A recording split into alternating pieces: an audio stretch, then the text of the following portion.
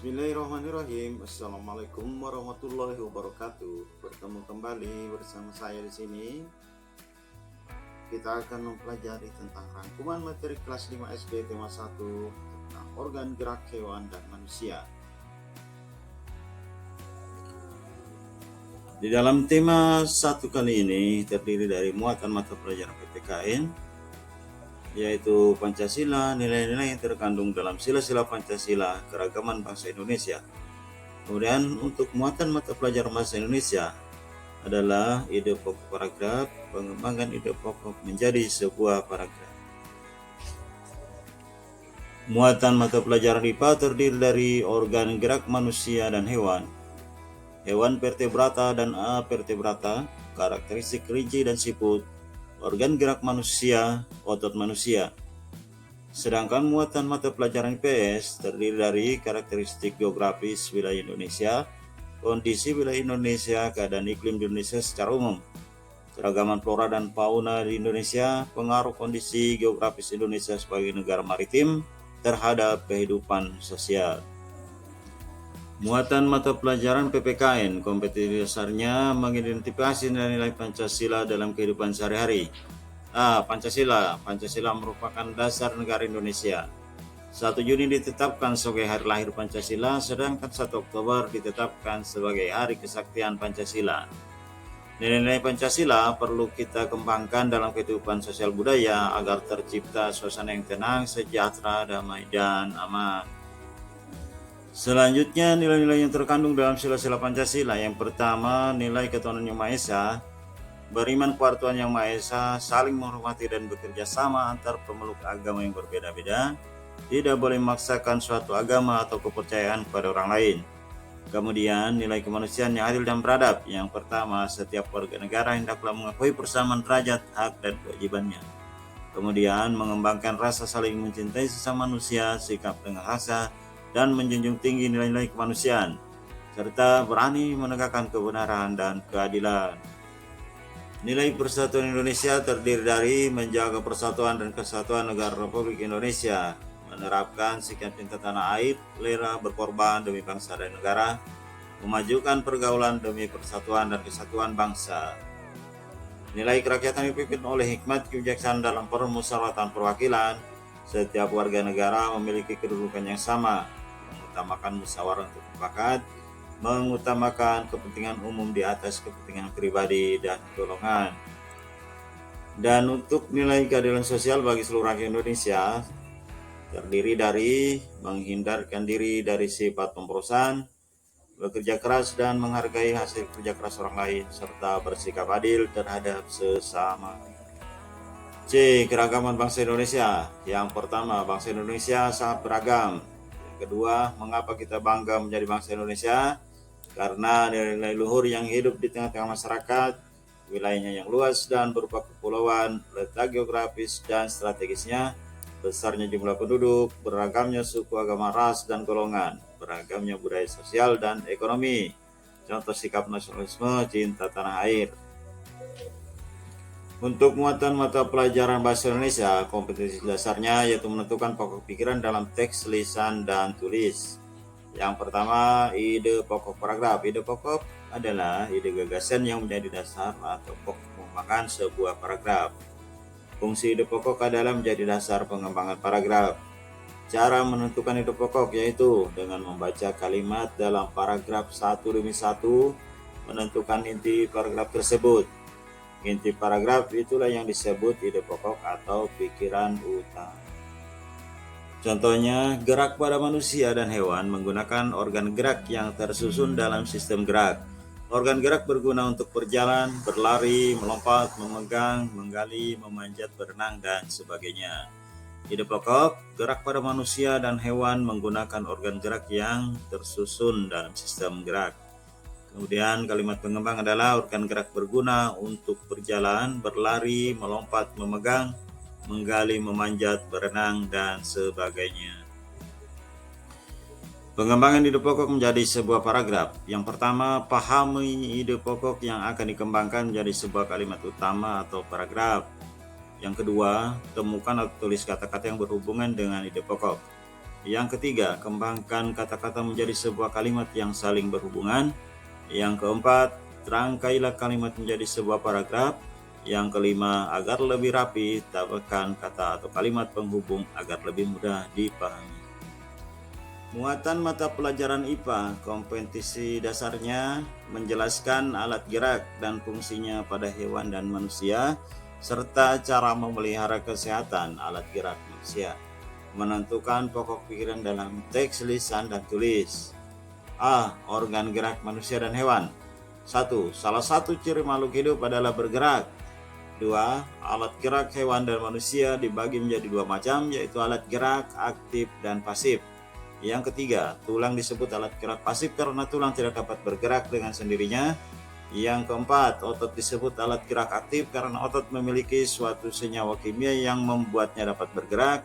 Yang kelima, sistem gerak adalah sistem organ pada manusia dan hewan yang berperan dalam pergerakan tubuh.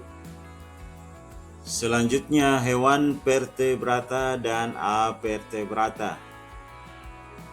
1. Hewan dibagi menjadi dua kelompok, yaitu vertebrata dan avertebrata. 2. Hewan vertebrata adalah hewan yang memiliki tulang belakang. 3. Hewan avertebrata adalah hewan yang tidak memiliki tulang belakang. 4. Ciri-ciri hewan vertebrata sebagai berikut. Yang pertama, mempunyai tulang yang terentang dari belakang kepala sampai dengan bagian ekor. Kemudian otaknya yang dilindungi oleh tulang tengkorak. Kemudian tubuh berbentuk simetris bilateral, memiliki kepala, leher, badan, dan ekor. Ekor dan leher belum tentu ada. Kemudian contohnya ikan, amfibi, reptil, burung, mamalia. Ciri-ciri hewan avertebrata sebagai berikut. Tidak mempunyai tulang belakang, tetapi ada beberapa hewan yang dilindungi oleh rangka luar.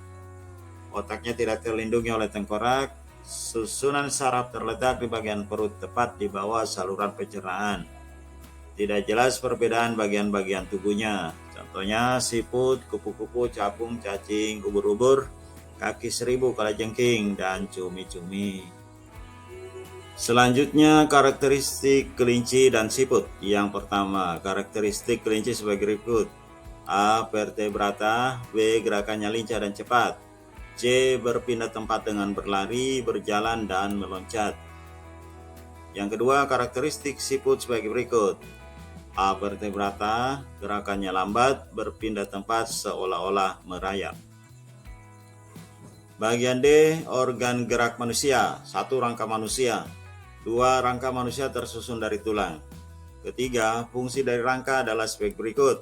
Yang pertama, membentuk dan menegakkan tubuh. Kemudian melindungi organ-organ tubuh bagian dalam, kemudian membantu pergerakan tubuh, tempat pembentukan sel darah merah.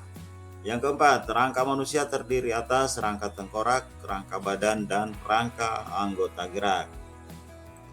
Bagian E, otot manusia. Otot adalah jaringan yang ada di dalam tubuh manusia berupa alat gerak aktif yang menggerakkan tulang sehingga menyebabkan suatu organisme atau individu dapat bergerak dan bekerja dengan cara berkontraksi dan berrelaksasi.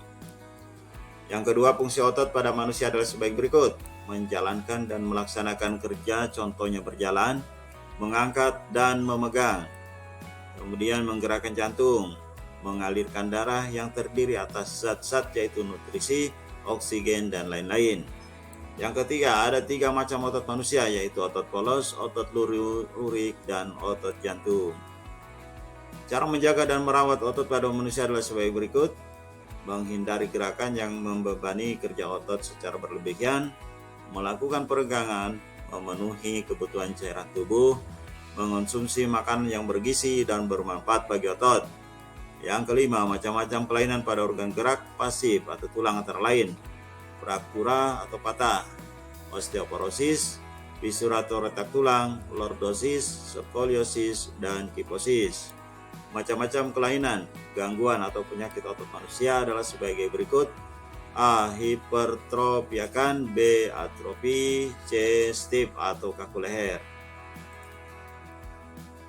Kemudian untuk muatan mata pelajaran IPS, kompetensi dasarnya yaitu mengidentifikasi karakteristik geografis Indonesia sebagai negara kepulauan atau maritim, dan agraris, serta pengaruhnya terhadap kehidupan ekonomi, sosial budaya, komunikasi, serta transportasi. A. Karakteristik geografis wilayah Indonesia. 1. Letak astronomis adalah letak suatu wilayah berdasarkan garis lintang dan garis bujur. 2. Letak astronomis Indonesia adalah 6 derajat lintang utara, 11 derajat lintang selatan, dan 95 derajat bujur timur sampai 141 derajat bujur timur. 3. Pengaruh letak astronomis Indonesia antara lain. A. Indonesia memiliki iklim tropis sehingga matahari bersinar sepanjang tahun. B. Indonesia memiliki 2 musim, yaitu musim hujan dan kemarau. Yang keempat, letak geografis Indonesia yaitu di antara 2 benua dan Australia, dan 2 samudra yaitu Samudra Hindia dan Samudra Pasifik. Letak geografis Indonesia membuat Indonesia menjadi jalur strategis pelayaran dan perdagangan dunia. Kondisi wilayah Indonesia. Alam Indonesia dikenal sangat indah dan kaya akan berbagai sumber daya alam. Tidak heran jika banyak wisatawan dari berbagai negara tertarik dan datang ke Indonesia. Ada kenampakan alam dan kenampakan buatan. Bentang alam pulau-pulau besar di Indonesia. Keadaan iklim di Indonesia secara umum. Iklim musim dipengaruhi oleh angin musim yang berubah-ubah setiap periode waktu tertentu. Biasanya satu periode perubahan adalah 6 bulan sekali. Iklim laut terjadi karena Indonesia memiliki wilayah laut yang luas. Iklim panas terjadi karena Indonesia berada di daerah tropis. Suhu yang tinggi mengakibatkan penguapan yang tinggi dan berpotensi untuk terjadinya hujan. Keragaman flora dan fauna Indonesia. Indonesia sangat kaya dengan keragaman flora dan fauna. Keanekaragaman hayati Indonesia bahkan termasuk ketiga besar dunia. Banyak faktor yang menyebabkan kaya dan beragamnya flora dan fauna di Indonesia, antara lain iklim tanah air, manusia, hewan, dan tumbuhan. Persebaran flora di Indonesia dapat dibedakan menjadi 2 macam, yaitu Indo-Malayan atau kawasan Indonesia bagian barat dan Indo-Australian atau kawasan Indonesia bagian timur. Karakteristik flora Indo-Malayan adalah sebagai berikut. Jenis-jenis meranti-merantian sangat banyak. Terdapat berbagai jenis rotan, jenis tumbuhan matwa sedikit jumlahnya, jenis anggrek sedikit jumlahnya, terdapat berbagai jenis tangka. Karakteristik flora Indo-Australian adalah sebagai berikut. Jenis meranti-merantian hanya sedikit, tidak terdapat berbagai jenis rotan, terdapat berbagai jenis tumbuhan matwa, jenis anggrek banyak terdapat tumbuhan sagu. Selanjutnya, pengaruh kondisi geografis Indonesia sebagai negara maritim terhadap kehidupan sosial masyarakat. 1. Sebagai negara maritim dan kepulauan yang berada di antara benua Australia dan Asia, membawa pengaruh terhadap kehidupan sosial budaya bangsa Indonesia. Yang kedua, hal ini bisa terjadi karena dengan posisi tersebut menyebabkan Indonesia menjadi jalur perdagangan dunia.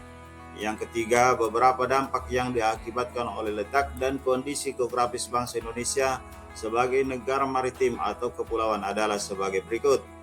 A. Komunikasi dan interaksi antar penduduk menjadi lebih mudah. B. Terjadinya pembauran, pencampuran, atau peleburan nilai-nilai antar pulau dan antar negara.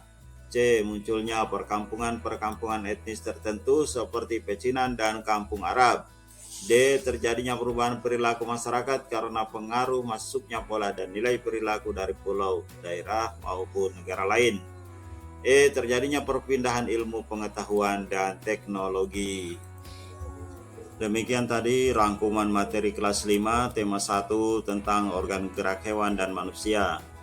Selamat belajar, semoga sukses untuk kita semua. Wassalamualaikum warahmatullahi wabarakatuh.